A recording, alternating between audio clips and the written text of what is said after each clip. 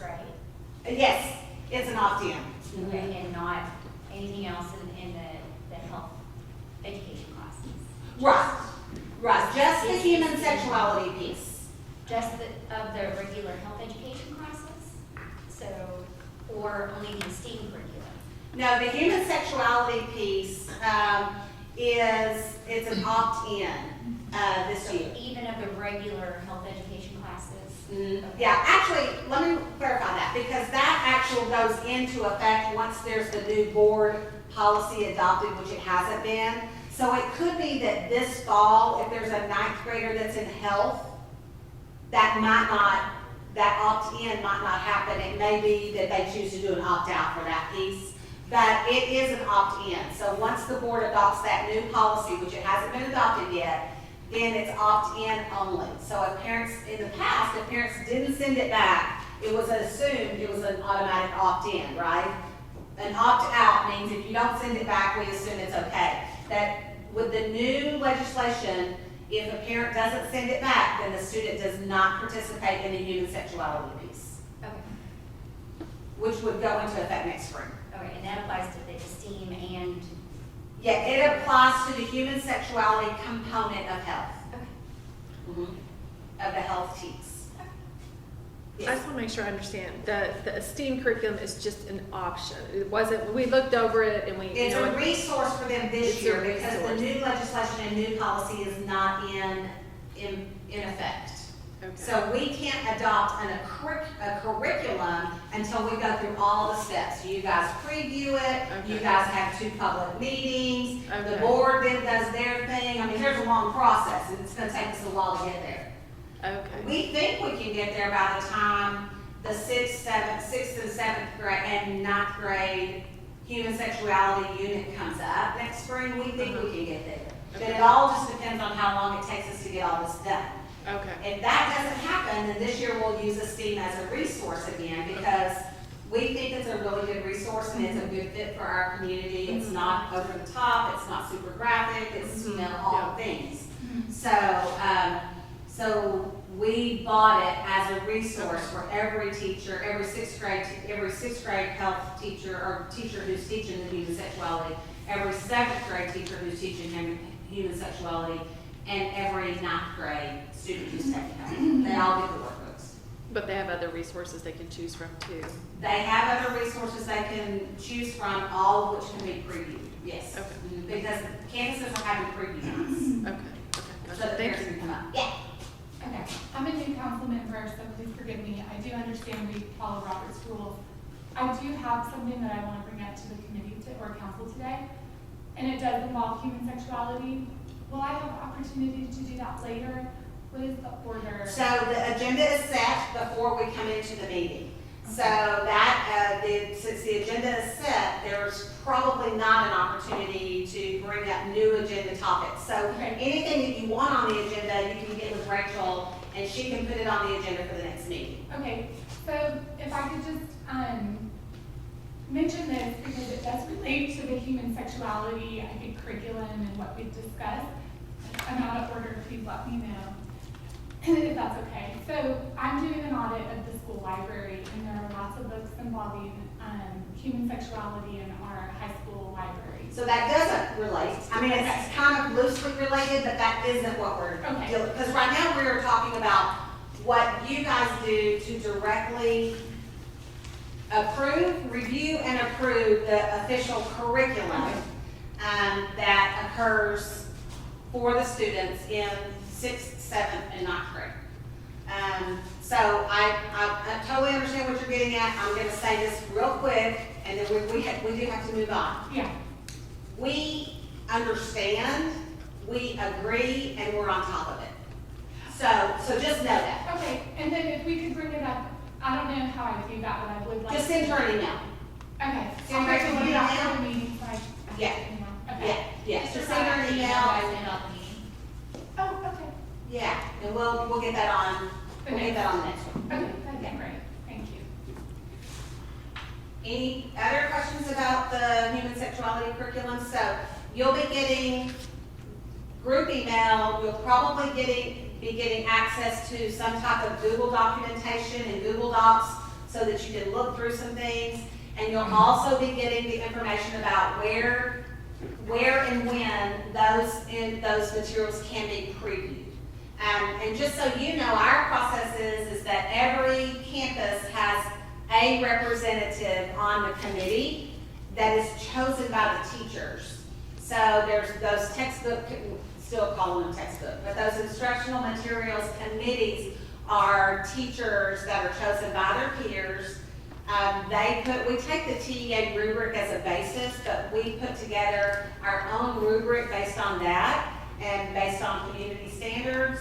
And then that's how we look at, we usually choose like the top 3 or 4. We don't have all the publishers send us all their stuff, there's too much. So we choose usually the top 3 or 4 that we think are gonna be the best options. And that's where we start having, especially for health, because there aren't tons and tons of publishers out there. They're not knocking our doors down like a math adoption or a English language arts adoption. And then we have those all available. We send them out to campuses and we have them at a district location, which is typically Plyler, just so y'all know where the CNI group is. Where the board meetings are, we typically have them there for y'all to review. Now, sometimes the campuses will want you to make an appointment so that you're just not, people aren't just randomly showing up, but they're there. Okay, any other questions? All right, thank you. Anything else for me? Do you want to mention wellness? Yes, the wellness plan is another thing that is part of the SHAC responsibility. And every, I believe 3 years, we have to review that plan as a SHAC committee. So again, this is one of those, I'm not just springing this on you today. We're going to send you this entire plan in a Google Doc so that you will have it, you can look at it, and you can review it. And then when we come together in February, we have to actually assess the plan. So there's like a Likert score and all the things. And this has to do with the PE curriculum, the nutrition pieces. So we'll send you this wellness plan. It's also in board policy if you want to look at it before I get it out to you. It is FFA local. Well, actually, that's just the policy. The wellness plan itself is not. It might be an exhibit, FFA exhibit, I'm not sure, but I'll get it out to you so that you have it in a Google Doc. You can add comments, you can take a look at it, you can ask questions, and then we will actually probably break into groups and do an assessment of it in February. Okay. Thank you for reminding me about that. Next up, we have Laura Young with UT Health. Thank you. So as Rachel said, my name is Laura Young. I am the program manager for one of the new initiatives from the state of Texas that is also surrounding child and adolescent mental health. I appreciate your time today. I'm going to share some information. I want you to feel comfortable asking questions throughout. We have plenty of time to do that. And then, of course, I'll have time at the end as well. Let me get this pulled up.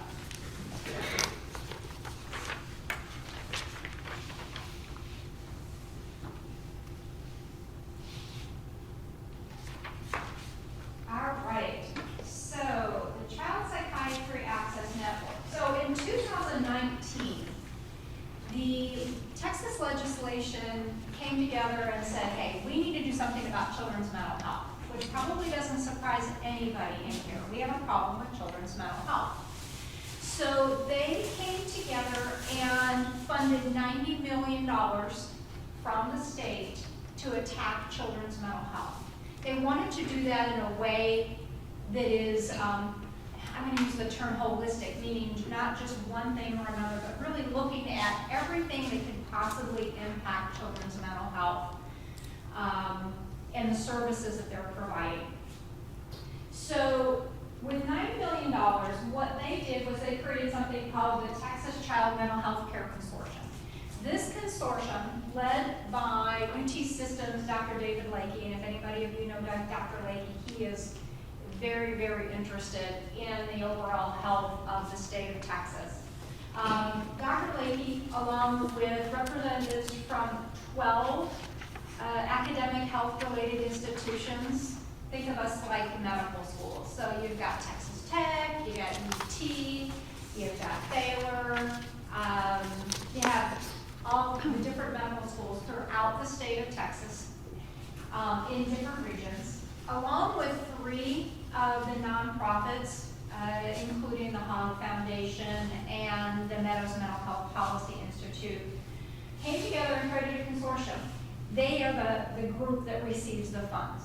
And the Senate Bill 11, which has provided that funding, said, we have a consortium. The consortium needs to come up with evidence-based initiatives that will directly impact mental health for the children and adolescents of Texas.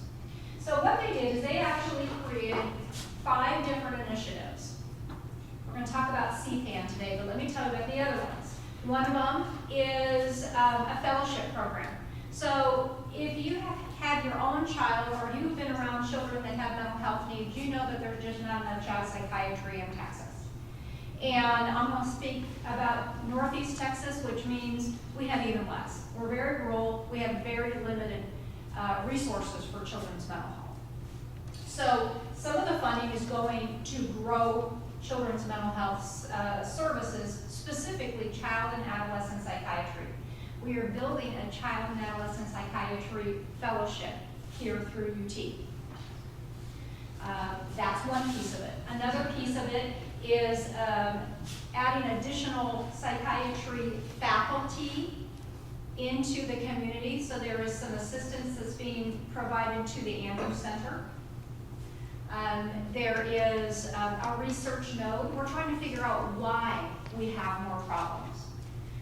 I am not in the midst of the other one, so I know enough to tell you and be dangerous, which is one of the nodes is on depression and anxiety. We have a lot of depression and anxiety going on in our kids. And the other piece is on trauma. Our kids have a lot of trauma. There is the 4th one, which is TChat, which is the ability for counseling in the schools through televideo. So in the 25 county region that we serve, we have a portion of our initiatives, the TChat portion, that actually does counseling, short-term counseling for children in the schools. And then the last one that we're going to talk about, which is my baby, is the Child Psychiatry Access Network. Let's see if there's anything else I want to add here. So the Child Psychiatry Access Network, and I'm going to go into this a little more in detail, actually has 3 parts to it. It has child psychiatry consultation for PCPs. It has the ability for us to be able to assist clinic staff with creating safety and crisis protocols, as well as assistance finding referrals and resources for those providers to give to families, because finding resources is really tough. And the last piece is really about education. How do we help the providers in these counties that we serve have more knowledge in the area of child and adolescent mental health? So just to give you an idea, this is our team. We have 3 child psychiatrists. They're all faculty. We're all brought on to work with these initiatives. We have Dr. James Blood. He actually grew up in Van, so he was educated here and came back to serve here. Dr. Taya Johnson in the middle. Dr. Johnson's from Louisville, Kentucky. She's not only an adult and child psychiatrist, but she's also a forensic psychiatrist. She's actually going to be working also with some additional initiatives here in the community. She and our director are going to be meeting with juvenile services to see what we can do to help provide some support for them as well. That's a different segment that's not part of CPAN. And Dr. Catherine Kerr, she's actually from Texas, and she's not only an adult and child psychiatrist, but she is also a pediatrician. So we have this pretty cool dream team of psychiatrists that work with us. And then I have 2 therapists that work with our team. Elizabeth Hooker, she is actually, her specialty is trauma, domestic violence, and crisis. She's worked with crisis lines. And Riley Martin's had over 20 years of therapy experience. He's an FPCS, which means that he's a supervisor, meaning that the guy's got some great knowledge in the area of counseling and therapy. And then I'm the lone nurse on the team, and my responsibility is actually putting together this This initiative is also, I bring to it a kind of a different flavor since I'm not a therapist, but I'm a public health nurse, having worked with marginalized communities, those that are most vulnerable. I kind of bring a little bit of a different flavor. So let me give you just a few facts, and I am in a way, I'm sorry for those of you I'm in the way of, I'm going to stand over here. So why this? This is probably not going to surprise you, but the data may be new to you. So let's talk about mental health. Half the conditions that are mental health are, they manifest by age 14. So who's seeing these kiddos? Primary care. 17% of youth ages 6 to 17 will have a mental health disorder that's diagnosed. And then 75% of the kiddos with mental health needs are seen in primary care. So again, primary care. Suicide. This is something that is actually, yes? 17% of youth ages 6 to 17 have a mental health disorder. Is that data recent from, do you know when that data? I just added it yesterday. Was it from like 2020 or? It came off of NAMI, and they actually, off the NAMI website. Okay. And I was actually looking for specific dates, and it just specifically came off of the NAMI website. Okay. Because I try to keep it up to date, but I'll tell you, finding data that is less than 3 years old is really hard. Mm-hmm. And Texas data is even harder to find. So that's national. Suicide, the second leading cause of death, ages 10 to 24, and I saw something on the NAMI website yesterday that said to 34. So that 34 piece is new to me, but because I'm dealing with the youngers. Daily, more than 3,000 suicide attempts in those high school ages. And then you can take a look at the Texas data. I'm not going to during the screen here. You should be able to read it. We have a problem with suicide. It's skyrocketing suicide rates, increasing rates of depression and anxiety, school shootings. We have a problem. And then trauma. 2/3 of the kids in this age group reported trauma. Now, trauma can be a lot of different things. We're not just talking about there's been domestic violence in the home, or they have been through some type of traumatic event within their home. But it could be anything from an environmental trauma. It could be a car accident. So trauma is very broad, but trauma needs to be treated.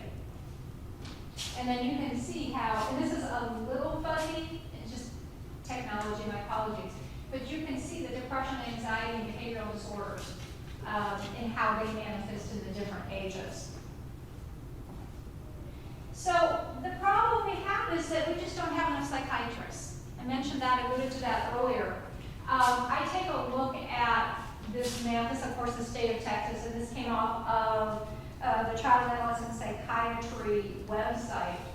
And these numbers are back from 2017, so that's the newest data I have available. But if you look at the 25 Northeast Texas counties, and what we serve is that 25 counties, and I'll show you here in a second as a better view. We don't have much for support. And if you take a look at Smith County, it says 8. That's faculty, folks. And they may be faculty and they're teaching, but maybe they only have 4 hours a day, 4 hours in a week that are actually in clinic. So it's just not enough child psychiatry, which is why we're trying to build the workforce. There's only one county in the state of Texas, and I believe it's the Green County, and I believe it's just west of San Antonio. It's not a name that I know, but they must work there. But it says mostly sufficient. But we have a problem. A lot of counties don't have any child psychiatry. I'd like to show this to give you an idea. If you have a child that needs a child psychiatrist, it's going to be a while before you can get that kiddo in. That's wait time in weeks. We assist PCPs in helping to identify child psychiatrists as part of that referral and resource work that we do. And you can see we're 3 to 4 months out. 2 of my child psychiatrists had 4 hours a week in clinic. They're out to March. So it's tough. It's really tough. And then there's sometimes the Dr. Crowley, who is in Christus, she only takes internal referrals. The docs at the BHC, the docs that I have, Dr. Kerr and Dr. Blood, who have that 4 hours, they only take internals. So sometimes you have those caveats that you can't even get into them. We have to grow them. So here is that breakdown. So across the state, that's that 12 health-related institutions. We've broken up the state, or the consortium has broken up the state, so that each region, all 254 counties, are provided these services. We are that top right aqua color. We serve all the way up to the Red River, so all the way up to Oklahoma, over east to Louisiana, and that Arkansas area, all the way down through Nacogdoches County, that tip down there, and then over through Henderson County. So our program serves PCPs in that region. I think that's all I want to say for that. Just kind of give you an idea of the whole entire state is covered with these services, just like they're covered with the other 4 initiatives, and this is where we're tackling. So there's a strategy for CPN. I think of it like a 3-legged stool.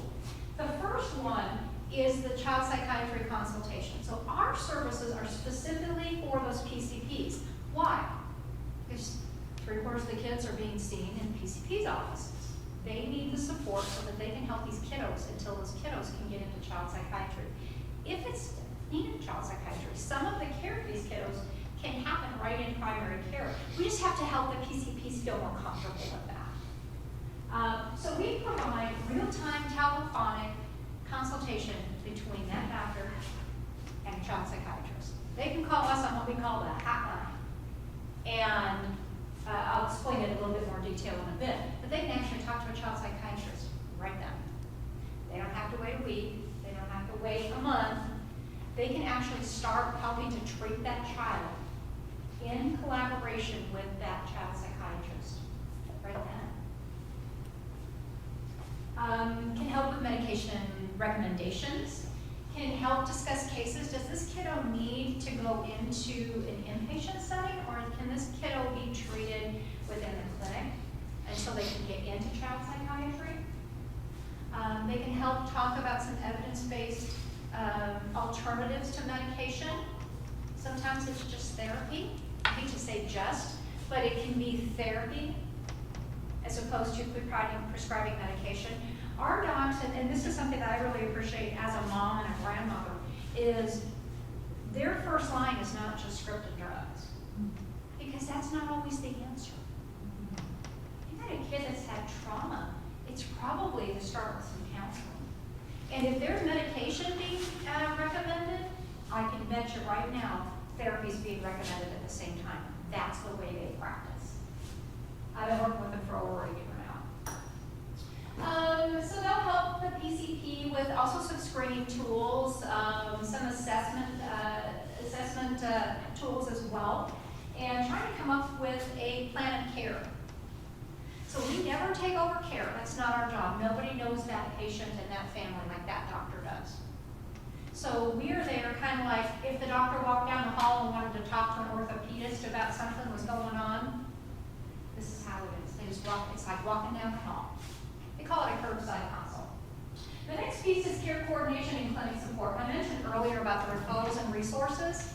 So the doc can call in, or the doc could have their nurse or their LVN or the referral coordinator call in. Maybe they're looking for a child psychiatrist. This kiddo is pretty sick. Or this child has had some trauma and they're looking for somebody that works with trauma. Let me give you an example. Let's say a 3-year-old child has been in a car accident.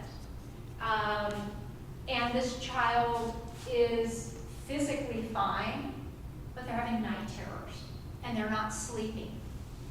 That doc could call in and say, hey, I am looking for, or that resource coordinator could call and say, I'm looking for some treatment for this child. What can we do? So Wiley and Elizabeth, who will answer the phones for us, can get a little bit more information about the situation, take some basic information like what kind of insurance does this family have? Do they have Medicaid? Do they have Blue Cross, do they have Signal, what do they have? Where are they located? And their knowledge of therapy and knowing a 3-year-old's gonna need some play therapy, they're not gonna be doing some other types of talk therapy. They can help locate that type of therapist as close to the family as possible. So, and I have charged them with 2 to 3 resources. That's tough, but they built this huge database of resources within our region, and then some that are around the perimeters of our region. If there's anything good that's come out of COVID, it's the ability to have additional resources that are now available through telehealth. Because prior to that, mental health services were really not provided very frequently through telehealth. That's opened up a whole lot more for us. They can also help with safety planning. So starting in 2022, one of the things that we are building in is the ability for either Wiley or Elizabeth to go out and meet in the clinics with the clinic manager or with the medical director and assist them in understanding how to put together a safety plan. Every clinic, every doctor's office should have a safety plan. Because frankly, they have folks that come in that are they're having some suicidal ideation, or they're having an acute suicidal episode. They need to know what to do. We are not a crisis line. That's not what our role is. There are crisis lines.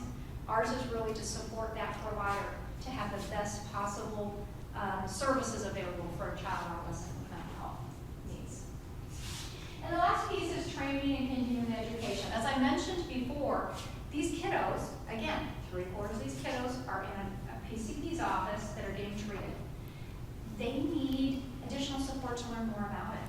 One of the things that Dr. Kerr told me, which I thought was very striking for me, she's a pediatrician. And she said, even as a pediatrician, I got about this much in child mental health. Because you realize they're dealing with lots of physical stuff, but the mental health is about this piece, this big. So that was what really intrigued her about going into children's mental health and being a child psychiatrist, is that there's a need. She didn't have it, she didn't feel like she could treat kiddos, and so she focused in that area. So what we do is provide a lot of continuing education to these providers. And so when I say providers, I'm talking about doctors, but I'm also talking about nurse practitioners and physician's assistants, those that are in pediatric offices and those that are in primary care, like a family medicine office. So we provide twice a month, and this is all at no cost, continuing education, meaning that we have our child psychiatrists. I've grabbed some of the psychologists that work within the, as faculty as well, our therapists. We provide continuing education, all at no cost. So let's see, tomorrow we are actually having one from 12 to 1, and it's 2 specialists about eating disorders. One of them's a nutritionist that specializes in eating disorders, and the other one is a specialist, they're both in our community, by the way, that specialize in therapy and eating disorders. They're the experts around. That's actually who we refer to when we have a provider call that needs services. We've done them on depression, anxiety, non-suicidal self-injury, autism, looking at really autism in multiple spectrums, just a laundry list. Suicidal ideation in the primary care setting, what do you do? And so that these psychiatrists try really hard to impart their knowledge to the primary care provider so that they have and are growing their foundational knowledge in child and adolescent mental health. So we do that twice a month. I'm also going to be partnering with Christus once a month for the next 4 months to provide them pediatric grand rounds. So grand rounds, think of it as like an educational opportunity within a clinic, within an institution. For example, they got a clinic group like Christus is, it could be within universities. It's like grand rounds. And so they have asked for some very specific training for pediatric mental health. So for the next 4 months, I'll be bringing in some specialists to do that for them for video. It's all about helping to educate the providers. So when can providers call us? So whenever they want. And the reason I say that is we have office hours, obviously, but we also have secure messaging that they can leave a message. Most of you would probably suspect that doctors don't just work 8 to 5. So let's say that they have seen a kiddo and they want to talk to a child psychiatrist, but they're not done seeing their patients until 5:30. They could actually leave us a message right on our secure line. We built it specifically for this, and say, hey, would you call me back at 9 o'clock tomorrow morning? I want to talk about a kiddo with one of the psychiatrists. Sure, no problem. They can call us. Some doctors look at their whole patient list before they start their day. And so they might know that they have a kiddo coming back in that day with a mom or a dad, and they want to, and they know that there's been an issue with the kiddo coming back in. They might call and talk to the child psychiatrist before that family comes in that day. They can step out of the office, step out of the room, the clinic room, and give us a call. They can talk to the child psychiatrist then. They can call right after the kiddo is left. Or let's say that the family called, and there's that situation again where the kiddo is having a problem, and this is a child that he or she, that provider, has been caring for, and the mom calls and says, hey, started on some medication, and these side effects were really weird, and not what you really told me what happened. That provider could actually call and talk to the psychiatrist and say, hey, what about this and this and this and this? Is that kind of normal with this medication? And they can discuss, hey, do you keep them on it? Do you go ahead and you take that child off that medication? Do you titrate it? What do you do to it? Okay? Then I was to talk about the call. So what's really, I think, important that we've done is doctors have like this much time to see you in the clinic. Would you agree? Okay, so how are they going to have time to call and talk with us? So they can do a couple of things. We make this really simple for them. They can call and give us a little bit of information and say, hey, I have time at 12:45. Would you have a psychiatrist call me back at 12:45? You bet. They could have their nurse or MA call and say, hey, here's the information on the patient.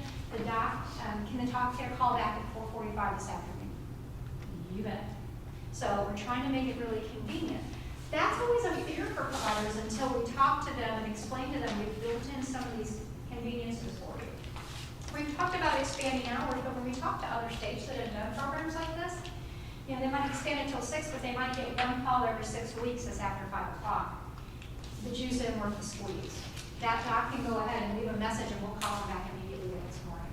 The team is charged with calling back with it for any message within 5 minutes at 8 o'clock in the morning. So it's not like we're going to wait. Their call is that important to us. So, bridging the gap. And I alluded to this earlier. It takes a long time for that kiddo to get into child psychiatry if they need a psychiatrist. So, what is a PCP to do? Well, they can call and talk to our child psychiatrist, come up with a plan to care for this child in the interim. That PCP retains care. It's just like having a lifeline. You've got that child psychiatrist that you can call back and say, hey, this is great, it's working well, or it's not working well, or we tried this, but this didn't work. We're having some side effects, or we're not having the result from this medication or this therapy that we should be having. What do we do next?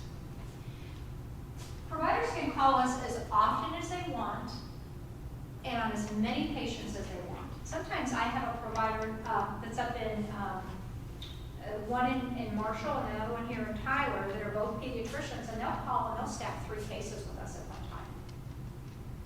Call at the end of the day, I have had 3 kiddos today. That's fine. They can call us, they can call us every day for 6 weeks if they want to on the same kiddo. It's okay. And again, it doesn't cost them anything. We try to make it as convenient as possible.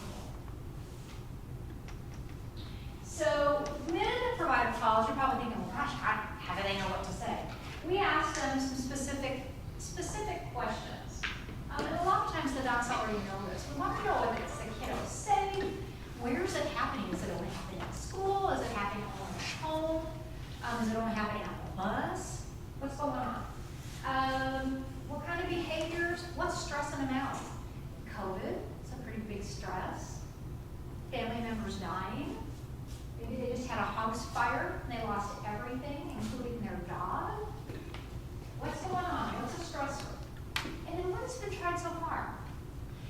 a lot of providers that are just now starting to get a little more comfortable with mental health, so they haven't tried a whole lot. And so we need to know what they've tried. Maybe they've tried some therapy, or maybe they've done an assessment, they've checked, they've done a screening for depression or anxiety. And it could be that what they thought was ADHD is really anxiety. That's not uncommon, y'all, because anxiety can look like ADHD. So they can actually talk with the psychiatrist and talk about, have you thought about this? Why don't you try this and then give me a call back? And sometimes what will happen is we'll provide a couple of screeners to that doc. They will do that screening and call back and then talk with the psychiatrist again. How about if we go this direction? What do you think about that? It's always that doctor's decision, as it's his doctor's patient. And so we get lots of calls on ADHD. Lots and lots and lots and lots. Probably no surprise. Sometimes it's ADHD, sometimes it's not ADHD. Autism spectrum disorder. Are the numbers going up, or are we just better at identifying it? Who's to say? That's a crapshoot. That being said, we can't fix ADHD. Fix autism. There's no pill that we can give. But what we sure can do is assist in finding some therapies to help the family. Boy, they're limited. ABA therapy is hard to find. But getting that kiddo as early and as young as possible into an assessment, and then getting that kiddo into some therapies is what's going to make all the difference in the world. And so we talk to providers about that. We talk with families about that. And in complex cases, I'm going to give you an example. We had a call from a provider in Henderson County. This was, I'm thinking it was last fall, not long after we had been open. And the mother and the child came in because the kiddo had a crash. As this provider was talking with the family and talking to the kiddo, something was said that just wasn't quite right. And what happened is she found out that there was domestic violence in the family. Mom finally was willing to share that, even though this had been going on for a long time. And this was a provider that had never dealt with that before. So it's like, oh my gosh, what do I do now? Because that's horrible. So she called, this provider called, she knew about CPAN, she was already enrolled with us, and talked to, what was great is she talked to Elizabeth, because that's Elizabeth's jam, right? She's all about knowing what to do in those cases. She talked to Elizabeth and said, what do I need to do? Elizabeth said, okay, here are the things you need to do. The provider wrote it all down, and then what we needed to do is the mom was actually ready to leave the home. That's a shock. That's how long this has been going on. Because it's not the first time. It usually takes, I'm thinking 5 to 7 times before somebody will actually leave a domestic violence situation. And it wasn't just mom and this one child, there was another child. So what they needed to do was to find a safe location that mom and these kiddos could go, and that they could not only have a safe location, but could have therapy, right? And I'm just going to tell Riley and Elizabeth, because they're amazing. In 26 minutes, they had 2 locations that were safe homes that had beds that could take this mom and these 2 kids. I can't say it's always that quick, but those 2 worked together just like hand and glove. And they staffed the case. They came together and said, okay, I'm going to call these, you call these. And they came back and they had an answer for that mom, and that doctor, and that family. Right then. So when I talk about complex cases, that one didn't even go to the docs. That's one that they were able to help with. But sometimes there's a mental health need and there's a physical need. What do we do now? And the docs will work with that as well. So, how does it work? We register providers. And the reason we register them is not that they couldn't use it without being registered, but this is a HIPAA protection. So when they register with us, we just put some basic information about the provider into our centralized database that was built by the state specifically for this. They call us when they need us, toll-free number for the state, and then they have the options of 1 and 3, and that gets directly to us. It's not that the other sites couldn't serve them, but nobody knows East Texas like we know East Texas. We have our own culture, we have our own resources, we have our own relationships. And we ask a few basic questions about the patient. Either the first and last initial or the name, doesn't matter because our database is secure. Date of birth, zip code, so if we're looking for resources, we want to get them as close to the family as possible. Does the family have insurance? Not that we need to know, but if they're going to have resources, we need to know if they have insurance, because if they do, that opens up more options for them. If they don't, then we're going to look for somebody who takes Medicaid, a specific kind of Medicaid that kiddo has, or sliding fee scale. We ask for gender and ethnicity, and that's just typical data reporting. Who are we serving? And then race and ethnicity. Based on that, then we take some information about what's the case. What do we need to help with? Where can we support you? And then, does that need to go to a psychiatrist? When do you want to call? You want to talk to her now? Do you want to talk to her later? Do you want to talk to her tomorrow? And then, at that point, we get her connected. It's that simple. And it's that quick. I mentioned those screening tools. This is a laundry list of screening tools, but you have everything in here from depression, anxiety, non-suicidal self-injury screening tools, the pediatric checklist. A lot of people have heard of Vanderbilt, that's pretty typical for ADHD. Suicide safeties assessment. And then there are times where there might be a real specific type of screening tool that's needed, and our psychiatrist will get that to Elizabeth and we'll get that sent off to the doc. So when a provider enrolls in CCAN, they get this nifty little folder. And not only do they get all those pieces electronically, they get them in hard copy too. And they're all open access so that they can use them as often as they want to. And it just, all the screening tools and basic Q&A about the program, or the FAQs about the program, hoping that they share that with others. And then the continuing education. So I mentioned about the continuing medical education. We provide quarterly newsletters that have education. When we get information from the American Academy of Pediatrics or ACAP, which is the Child Association of Child and Adolescent Psychiatrists, we send that information out as continuing education. Our hubs across the state have continuing education. So providers have all kinds of options to build their knowledge base in mental health. And then we get that one-to-one education from the psychiatrist. If you think about it, can you imagine what they can learn by just talking to another psychiatrist? Huge amount. All right, that's my spiel, but I'd like to open it up for questions. And maybe the last thing I should say, why am I telling you? You're not doctors, at least not that I'm aware of. Because you're going to tell somebody who's going to tell somebody who's going to tell somebody who's going to get back to their doctor. Okay? I am charged with touching 100% of PCPs that work with children and adolescents in the 25 northeast counties of Texas. That's a lot of folks.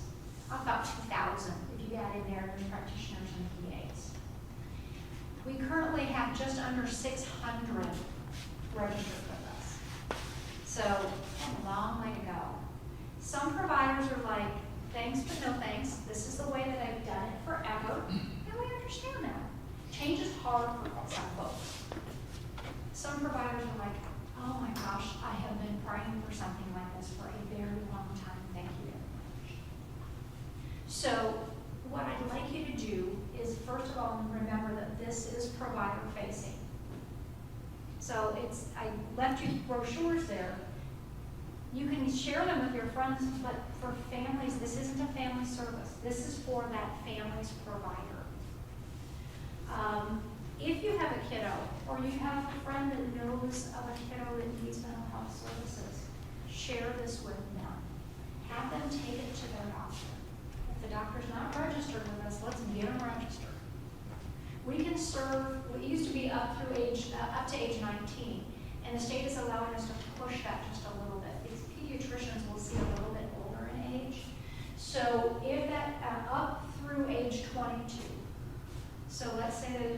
19-year-old or a 20-year-old, yeah, they can be seen by adult psychiatry, and we can help get them hooked up with that too, as far as providing resources and referrals. But typically, the ones we're seeing the most with, I think that the stat was like the 6 to 12-year-old, and then you've got different things for some of them depression, some anxiety, some other behavioral health issues. But those teens, if you throw in mental health and hormones, that makes it even more challenging. That's why I'm sharing this with you today. I'm going to pause and open for questions. I have, Go ahead. I have a couple of questions. I'm Christina, I'm a board member. Are there any programs that support growing therapist availability? I heard you talk about therapy being the first step, and that's been my experience with my own children as they go to therapists, but it's also been my experience that therapists that see children are hard to find, especially in under 5. So that would be a second part to the question. For both psychiatry and therapy, are you doing any development and training to specialize in that specific age group? Great question. There is money, this COVID, we call it COVID money, the money that's coming from the feds. What they're looking at is actually building some LPC training. I know that's on the table as a discussion. Okay. Right now, the answer is no. There actually are quite a few LPCs. Sometimes it's hard to find, and sometimes the issue is they don't take the insurance. So it is definitely a need. The funding right now, hopefully this COVID funding will build some more opportunities for that. I know that through some of the universities and colleges, there are some growing programs, but not specifically through the 5 that we have right now. Okay. I did see something come through with the COVID funding, though, the ARPA funding. Okay. And then under 5, yeah, that's tough. Play therapists are so hard to find. And then with those little kiddos, that's even more challenging. We refer a lot to Champions for Children, and they only have so much support as well. And they have a play therapist, and they do a lot of different other therapy types with them. I hope that answers your question. It's probably not the answer you want. We'll keep working on it, because we do know it's needed. Okay. Yes. First of all, I'm really excited about what you're doing. I think it's amazing. I went through it with my own daughter in 2017 and called the pediatrician. They said, well, we don't deal with that. Called this, like, was on the waiting list for the psychiatrist, and there was like no, unless you were in the middle of, like, she was actively trying to take her own life, there was nothing available. So am I understanding you that pediatricians can provide care in these situations? It's not a licensing issue? It's just they're not comfortable with it? Okay. Yeah, absolutely, and it is scary. I had a pediatrician one time tell me, and this actually surprised me, and I take this to heart because it just kind of reminds me why I'm doing this. She says, I don't handle mental health. That's what I was told. Yeah. I don't do mental health. And I'm thinking, 3/4 of your kids have mental health needs. Yeah. So she refers them to her partner. What happens?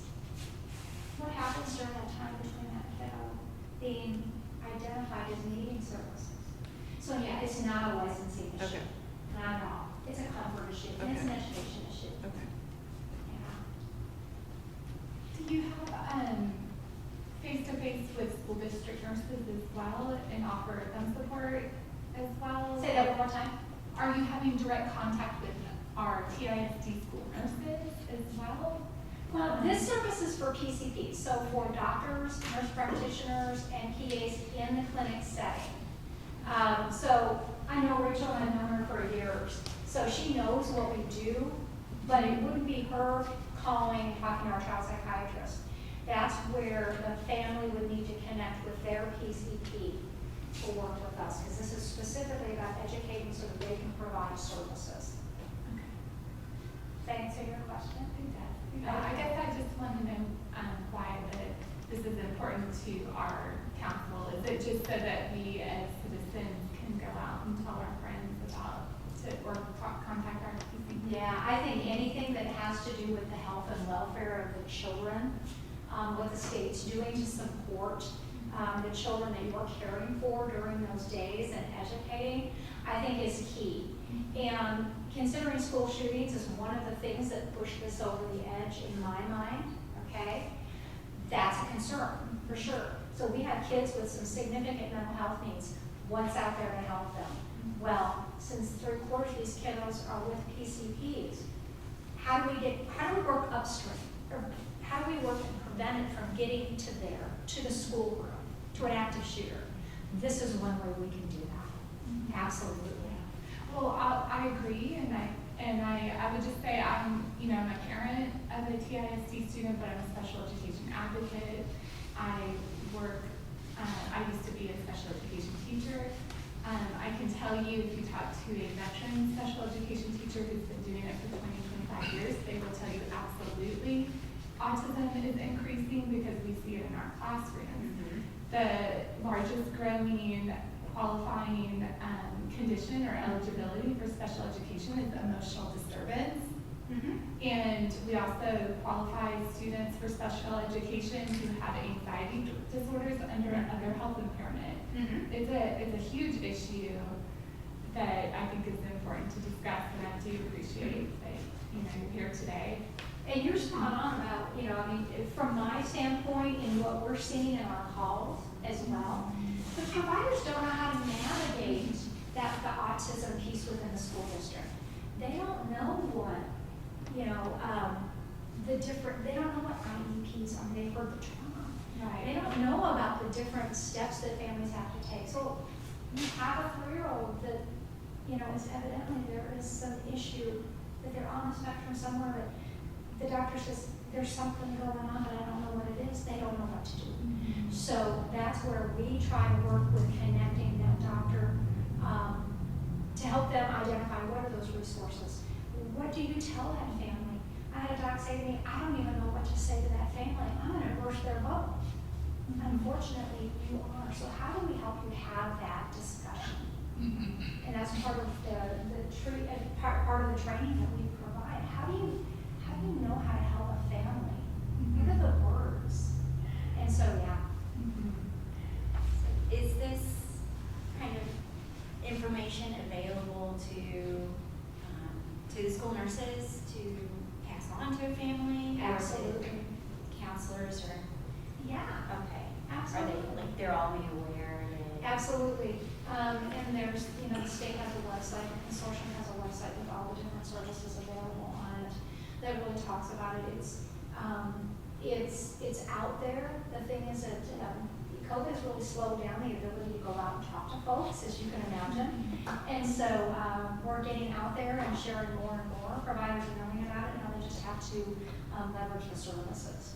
So yeah, absolutely. And so what I'm going to be doing is going to more SHAC meetings, going to more CRCG meetings, which are resource groups for the counties, and saying, hey, this is here.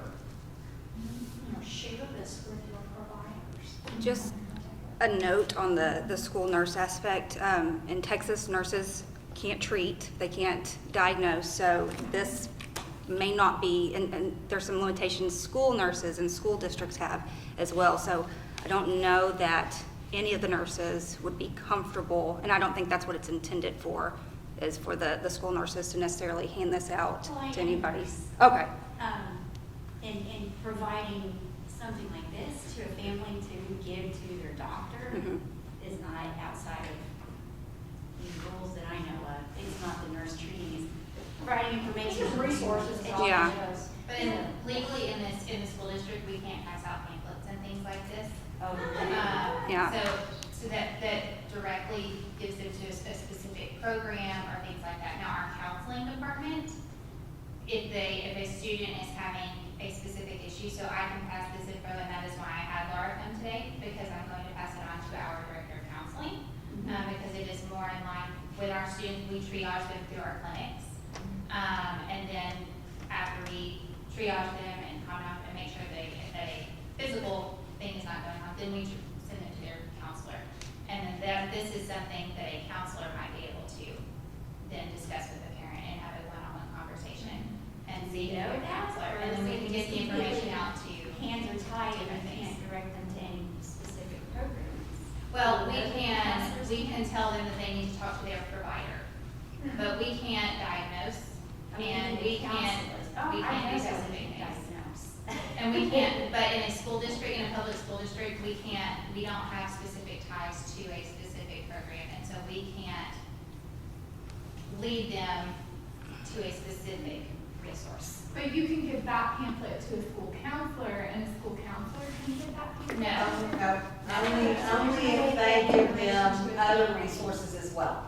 So in the district, we have a list of resources, and this could be one of a whole list. Okay, so you can give them the whole list? Yes, But we can't give a Multiple specific. resources, but Yes. not just specific that's to right, that. that's Right. right. The hard part with this one is that it's non-family facing. You know, every so often we'll get a call from some other region where there's somebody has told a family about it and they think it's services for them.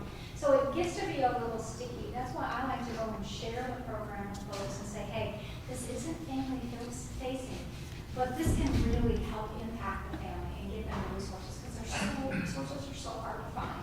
And docs are just learning to be a little more comfortable treating that holistic piece where the head fits in there too.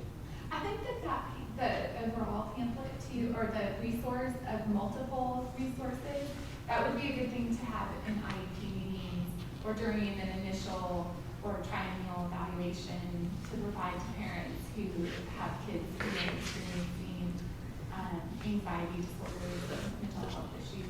The risk assessment. It's in the works. We're actually reworking our entire health and wellness for district staff and students and whatnot. And we have a new district director of counseling, guidance counselor, sorry, instead. But it is something that we discussed. And putting it in Looking at our area. process. Well, that and just looking at developing and finding all the resources in the area available to, Mhm. not just for the IEP process, but anybody in our district Yeah. that needs those resources. I would say too, not to monopolize the time, I don't want to be that person who does all the talking, but, just, I would also include in that, inpatient care, because that is also something that has to be Yes. an option, and that we are also lacking in the state Oh, of Texas. absolutely. We get calls all the time for inpatient and for psychiatric, child psychiatry. And inpatient's very difficult to find, and there are very stringent requirements to be able to get inpatient. Yeah. And so but maybe, I mean, we even had one of our psychiatrists, kid was catatonic. And psychiatrist said, yeah, this kid needs to go inpatient. Got to inpatient and they wouldn't take him. Mm. So, I mean, it's a matter of, there are a lot of forces in play here, and so as much as we can support those who are supporting the family, we're going to do that. Mhm. Good. So, I think it's a good program. I'm a parent and also a licensed specialist in school psychology for the district. And I think all the phases of everything you're doing are perfect, and I think they're very practical. I think the idea of enticing people here with the fellowship is good. And you're right about the long wait times. And if we have a student in crisis, it's very hard for that PCP to kind of make a good decision on that. A lot of times they'll bring that information back, and we might get a paragraph about a diagnosis, but there's no information beyond that. So I think it's really useful and really good because there's a huge need for child psychiatrists in the area. And so any kind of consultation, because that's, I think, a practical way to look at it, because we're not going to instantly pull them here. We can't just make them appear out of nowhere, you know. So I think having the consultation available is very reasonable and can help them go in the right direction and the education, that kind of stuff. So I think it's a really good idea. I appreciate you Yeah. do that, because that's what it's about. I mean, practical is what we want. Yeah. You know, and I've had clinic managers of big pediatric clinics say to me, if I could have a child psychiatrist right there in that office, Yeah. I would have one. And even, you know, we're trying, you know, they're building, psychiatric mental health nurse practitioners. There are programs for that. Actually, Tyler has one. And there's practitioners that focus on mental health, but they still don't have the child piece. And so we're working with them, and we even allow them to call and talk to our child psychiatrists. And we do everything we can in the school, but the parents, when they're in these situations and they're waiting months and they're at home with the child and they're scared and they're worried, we'll get situations where they don't want to bring the kid to school, all kinds of things because they're afraid to let the kid out of their sight. So any kind of support that helps them go in the right direction it's gonna mean a lot to the parents. Families are suffering, and they aren't sure what to do. I've been very blessed that I haven't had to deal with that in my own family or my children's families. But I do come across families every day that are suffering, and that child is suffering the most. Any other questions? Anything? I just have one more, or I guess two if you have time. So it's only available to PCPs, but do you have plans to expand the consultative type services to psychologists or therapists that are working with the children in the community? You know, they, not like what you're talking about. They are typically able to work within their license, and they have the knowledge to work within their license. What this is about is that this is knowledge that PCPs do not have. Okay. And so in talking with a psychiatrist, a lot of it is medication-based. Do we do meds? Do we not do meds? I talk a lot with one of the clinical pearl CMEs that Dr. Johnson does is meds or no meds. It's true. Do we do meds or do we not do meds? What's best for this kiddo with this situation going on? And so a lot of the time that the calls are with the psychiatrist is med-related. Now, we've had a few behavioral health specialists that are within the clinics call and talk with Elizabeth and Wiley and kind of do this, kind of having a second person to talk to. But that's not the main focus, and that's not how we're funded. So we have to be really careful. We do push it just a little bit because we know that that'll get back to the provider, but not too much because we certainly don't want to do anything that would lose our funding. Okay. And then the last question is, what does it, when you're making those referrals, what does a closed referral look like to you? Is that you've given the 3 options and that's closed, or are you doing any follow-up to make sure that they actually okay. No, and the reason for that is we are not doing case management. Okay. So we are that referral source for that provider or that clinic. We are not the case management of that clinic. Okay. So, but let's say that we've given, now, before we give them out, this is one thing I'm going to tell you, darn it. Before we give them out, Elizabeth and Wiley will call those resources. Okay. Do they have openings? How long is the wait time? That's pretty good customer service. Yes, it's important. So, we have some that, are constantly filling up. So they'll call. You have any openings for a new patient? Nope. Okay, thanks. They'll also leave messages. If that referral source doesn't call us back in 24 hours, we're not giving it out. Because if they won't call us, they're not going to call the family. What a waste. And we're not going to just hand off names and phone numbers because that means you're chasing. We don't want the clinics to chase. We want them to call and say, hey, I can't find this. I can't find an inpatient bed. Help me out. I can't find residential. Help me out. Or I've got a PCP that calls, and this happens more often than not, you guys. A child will be released from inpatient, and they're on inpatient meds, which are all about treating the acute situation. But those aren't meds for long term. So they're on these medications they shouldn't be on long term. Pediatrician gets that, or a family med doc gets it, or a nurse practitioner or PA gets it, and it's like, what do we keep, what do we not keep? That's where you need that psychiatrist to say, okay, let's go ahead and type, this one you can go ahead and you can discontinue it. It's not gonna be a problem, you discontinue it. Let's titrate this. This one, if you do this and this and this and this, you titrate off over this period of time. They can give them that guidance. It's like, that's worth $1 million right there.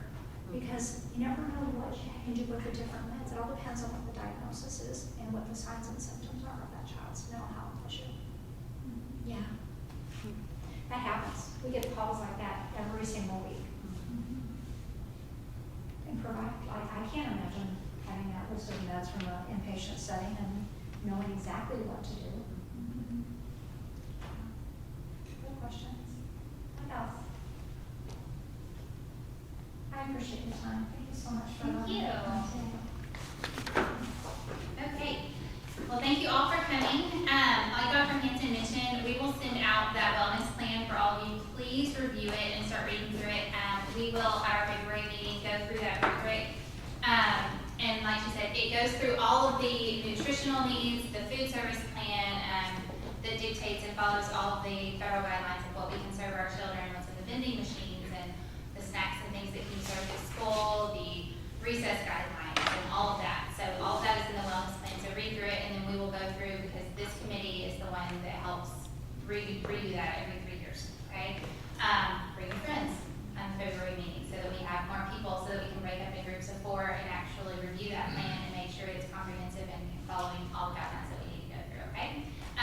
When you leave, make sure that you have put your email address and make sure it's legible because we will be emailing all of those out.